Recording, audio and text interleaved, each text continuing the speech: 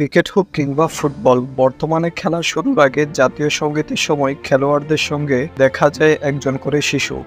এই নিয়ম প্রথমে শুরু হয়েছিল ফুটবল খেলায়, পরে ক্রিকেট সহ অন্যান্য খেলাতে এই নিয়ম শুরু হয়। এবারে ক্রিকেট বিশ্বকাপেও দেখা যাচ্ছে একই চিত্র। খেলা শুরুর আগে প্লেয়ারদের সঙ্গে সারিবদ্ধভাবে হাত ধরে মাঠে প্রবেশ করে এই শিশুরা। জাতীয় সঙ্গীতের সময় প্লেয়ারদের সঙ্গে দাঁড়িয়ে তাদেরও গাইতে দেখা যায়।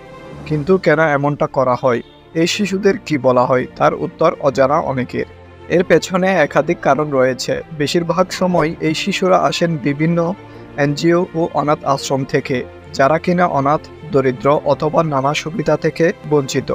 এইভাবে ওই সংস্থাগুলোর অর্থ সংস্থান হয় ও শিশুরা প্রিয় তারকাদের সান্নিধ্যে এসে জীবনে বড় হওয়ার অনুপ্রেরণা পান। পাশাপাশি জমকালো অনুষ্ঠান দেখার সুযোগ হয়। এছাড়া শিশুদের মন স্বচ্ছ হয়, কোনো হিংসা থাকে না, সহজে বন্ধুত্ব করে নিতে পারে।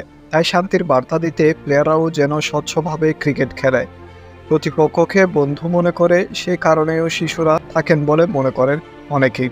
খেলার মাঠে উভয় দলের খেলোয়াড়দের মধ্যে পারস্পরিক সম্পর্ক ভালো রাখতে হবে, তা বোঝানোর জন্যই জাতীয় সঙ্গীতের সময় শিশুদের সঙ্গে করে আনা হয়। শিশুরা জাতীয় সঙ্গীতের সময় প্লেয়ারদের সঙ্গে থেকে সে কথাগুলোই পক্ষান্তরে সেই বার্তা দেয়। এবার শেষে যে বিষয়ে সবার জানার কৌতূহল রয়েছে তা হলো, জাতীয় সঙ্গীতের সময় যে শিশুরা প্লেয়ারদের সঙ্গে মাঠে থাকে তাদের কি বলা হয়। নির্দিষ্ট কোনো নাম না থাকলেও অনেকে এদের এসকট অথবা ম্যাসকট চিলড্রেন বলা হয়ে থাকে।